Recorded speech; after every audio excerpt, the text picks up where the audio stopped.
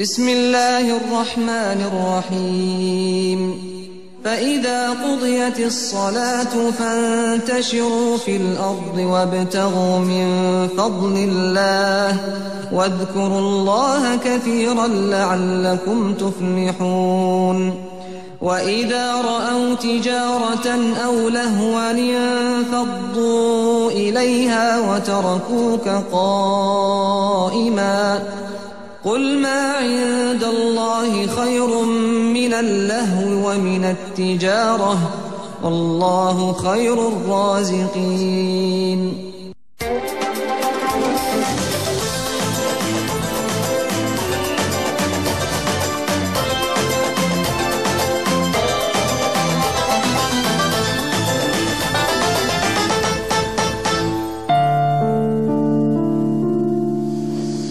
Assalamualaikum warahmatullahi wabarakatuh. Selamat pagi teman-teman. Alhamdulillah saya barusan balik dari Jeddah. Ini adalah umroh saya yang ketiga. Ya umrohnya di Mekah gitu ya. Tapi kita terbangnya dari Jeddah gitu. Dan alhamdulillah juga ini adalah umroh saya yang kesekian yang ditraktir oleh orang lain ya. Ya traktir itu rezeki juga sebenarnya. Jadi sebenarnya saya ada seminar di Jeddah. Seminar 7 Gajah Berrezeki. Dan ini adalah menjadi negara yang ke-7 untuk seminar. Dan kita bikin sekalian dengan umroh gitu. Nah, orang jarang tahu, beneran orang jarang tahu, umroh itu ternyata rezeki. Umroh itu rezeki. Loh, kok bisa? Ya bisa ternyata. Saya lihat pengalaman saya ketika saya umroh pertama waktu itu ya. Jadi waktu itu uangnya saya pas-pasan gitu, pas-pasan. Cuma saya rada maksa lah. Saya umroh dan saya mengumrohkan ibu saya. Jadi saya berangkat dengan ibu saya waktu itu. Ketika pulang uang kita tuh dari segi rupiah ya sangat pas-pasan karena umroh waktu itu saya umroh Ramadan ya. Itu biayanya ya lumayan lah bagi saya pada masa itu gitu. Nah jadi saya berangkat, ibu saya berangkat. Uangnya lumayan, pas pulang ya udah duitnya udah habis lah kurang lebih gitu. Nah ternyata berapa bulan setelah itu saya memperoleh rezeki terbesar yang pernah saya peroleh dibandingkan dengan waktu-waktu sebelumnya. Jadi gini, saya pengen garis bawahi.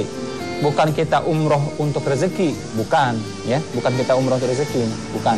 Tapi kalau kita berumroh, dampaknya, ya efeknya, fadilahnya rezeki. Gitu loh.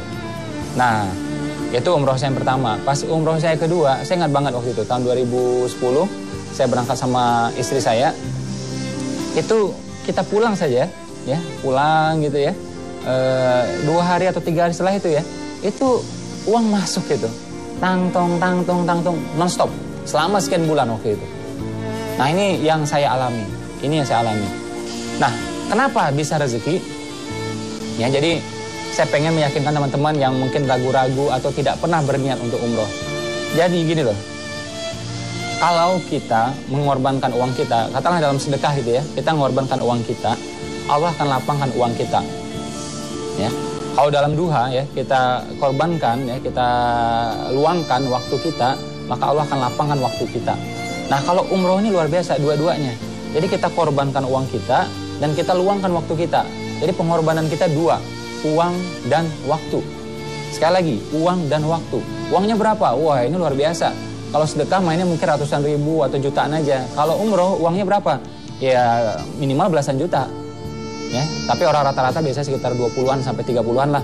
Jadi biaya yang sekitar 20 juta, belum lagi dia pegang uang gitu ya, berjaga-jaga sekitar mungkin 5 juta atau berapa. Jadi lumayan uangnya yang dia korbankan.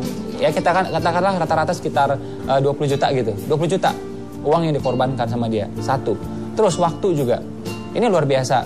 Kita yang karyawan meluangkan waktu 15 hari itu bukan hal yang mudah gitu. Pengusaha juga sama. Karena begitu dia berangkat, dia harus mengorbankan bisnisnya ya. Kalau dia pegang, itu bisa menghasilkan sekian. Tapi kalau dia tinggalkan, dia bisa kehilangan sekian. Nah itu dia korbankan semua, 15 hari bahkan sampai 20 hari juga.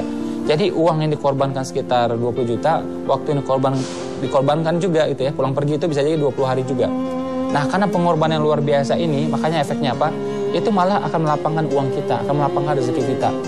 Nggak percaya juga. Tadi saya udah kasih contoh, tapi kalau masih kurang yakin ya, teman-teman silahkan cek sendiri. Abangnya, saudaranya, orang tuanya, pamannya, tantenya, kakeknya ya, yang pulang umroh, coba lihat. Mereka yang pulang umroh gitu ya, itu malah rezekinya membaik. Aneh kan? Kita kan buang duit nih ke sana. Tapi efeknya itu ternyata memudahkan duit kita, memudahkan rezeki kita. Rezeki memang bukan semata-mata uang gitu, tapi salah satunya itu. Belum lagi keberkahan, belum lagi kesehatan, belum lagi pelipat gandaan pahala dan seterusnya dan seterusnya.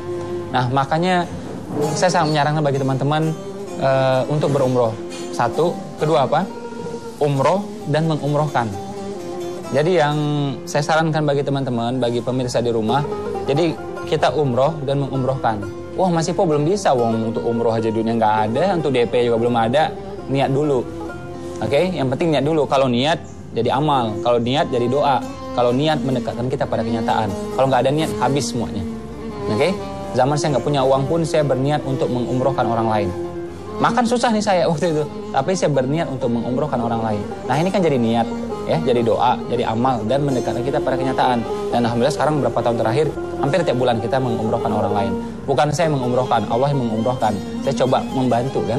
Kita menjadi wasilahnya, kita menjadi perantaranya. Nah, kalau kita lakukan dua-duanya ini, umroh dan mengumrohkan, wah ini efeknya luar biasa menurut saya.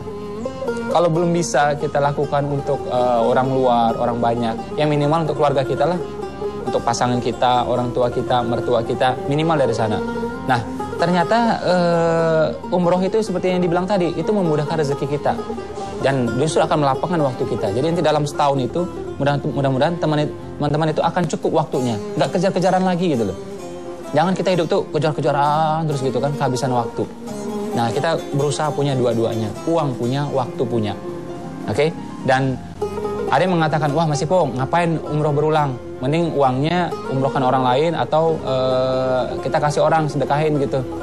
Jadi gini, mengumrohkan orang lain, ya itu bagus. Sangat-sangat bagus. Tapi ada satu hal yang tidak bisa kita dapatkan. Misal gini, saya berumroh, saya dapat pahala umroh. Atau saya tidak berumroh, saya berangkatkan orang lain. Saya dapat pahala umroh juga. Cuma ada satu hal yang saya tidak bisa dapatkan. Apa itu? Kita tidak dapat casnya. Bagi teman-teman yang pernah ke Tanah Suci, itu tahu. Ketika kita masuk Masjid Nabawi, Masjidil Haram, itu ada sensasi yang luar biasa yang tidak bisa disebutkan, tidak bisa dijelaskan semuanya. Nah, tapi pas kita di sana baru terasa. Coba tanya sama teman-teman kita, saudara kita yang pulang dari sana. Ketika mereka berada di Raudah, ketika mereka berada di makam Nabi, ketika mereka berada di makamnya sahabat gitu ya, atau ketika berada di depan Ka'bah, ketika berada di Masjidil Haram, itu ada sensasi yang luar biasa, nggak bisa terjelaskan.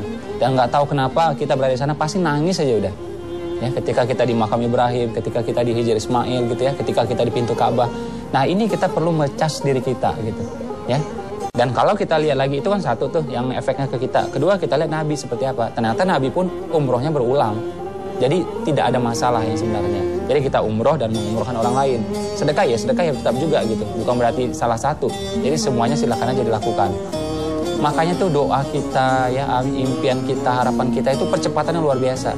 Ya, makanya begitu kita pulang ke tanah air, apa yang kita inginkan tuh biasanya terjadi percepatan biasanya.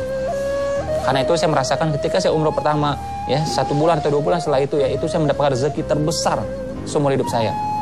Ya, ketika saya umroh kedua itu, yang seingat saya, berapa hari setelah saya pulang itu, saya mendapatkan juga, ya uang lah, jelas uang beneran. Itu masuk beneran ke rekening saya, tang seperti itu. Nah yang umroh yang ini saya belum tahu dapatnya apa, tapi yang jelas panjang saya perjalanan itu, saya mendapatkan ilham, itu juga rezeki. Saya nulis sampai 2 bab. Jadi saya sebagai penulis itu rezeki yang luar biasa besarnya, yang sebenarnya gitu. Ya, makanya Nabi pernah mengatakan umroh menghapus kefakiran. Jadi kalau dilihat sekilas umroh menghabiskan uang, ternyata tidak, melapangkan uang kita, yang nyatanya seperti itu. Ya kan? Nah, jadi saran saya bagi teman-teman mesti berniat ya, bertekad untuk umroh beneran. Caranya gimana? Bukan sekedar niat saja, dikonkretkan, take action. Ya, ambil brosurnya, ya, pergi ke travel, ambil brosurnya, cari tahu seperti apa. Walaupun nggak punya uang, udah bikin aja tabungan 500.000 kah, 1 juta kah, 2 juta kah, bikin tabungan khusus untuk umroh. Niat kita kayak gitu. Terus melunasinya, mencukupinya gimana Mas Ipo? Itu urusan Allah. Yang penting kita udah niat. Ya, kalau menurut Allah kita pantas lah sampai ke sana. Kalau enggak. Bagi teman-teman yang nggak punya uang, nggak usah khawatir. Ya, banyak orang kaya tidak sampai ke Tanah Suci. Banyak juga orang miskin sampai ke Tanah Suci. Jadi umroh bukan soal uang sebenarnya, soal keyakinan dan bagaimana kita take action dengan keyakinan tersebut. Oke, mungkin itu saja untuk pagi hari ini. Ya, Assalamualaikum warahmatullahi wabarakatuh. Selamat pagi teman-teman. Semoga berkah berlimpah.